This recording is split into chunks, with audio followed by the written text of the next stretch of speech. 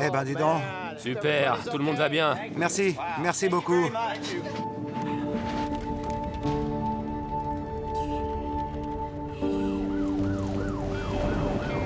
Mais pendant que les chasseurs d'orage constatent l'ampleur des dégâts, ils entendent dire que tout le monde n'a pas réchappé à la tempête. C'était une maison. Ce n'est que le samedi 1er juin au matin que l'étendue des ravages provoqués la veille est connue dans son ensemble.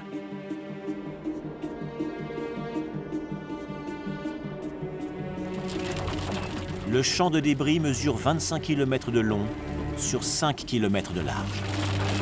T'as vu? Les spécialistes des tornades retracent sans tarder le chemin parcouru par l'orage. On était là pour recueillir toutes les données de la tornade. Ses dimensions, la longueur du chemin parcouru, son intensité. J'étais accompagné par le shérif du coin. On a vu tout un tas de voitures et de SUV renversées. J'ai vu une voiture notamment qui était détruite et qui détonnait énormément par rapport aux autres. J'ai demandé s'il y avait eu des gens dedans.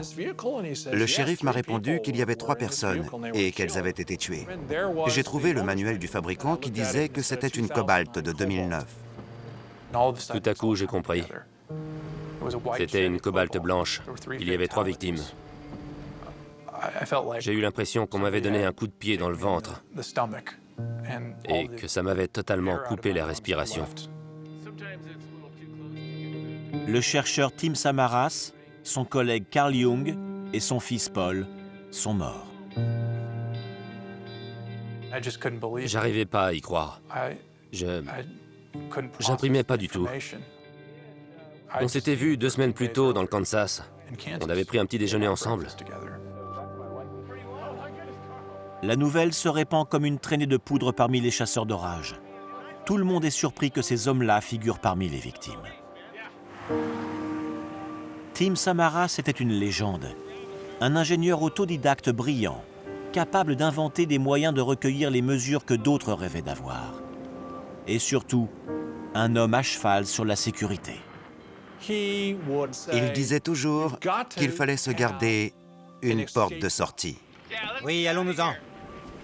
Il faut être capable de poser les sondes, partir et être en vie le lendemain.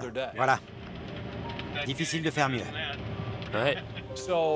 Personnellement, j'ai trouvé cette tragédie d'autant plus cruelle parce qu'il a fallu que ce soit une légende, un grand chercheur qui ne transigeait pas sur la sécurité, qui soit tué par une tornade.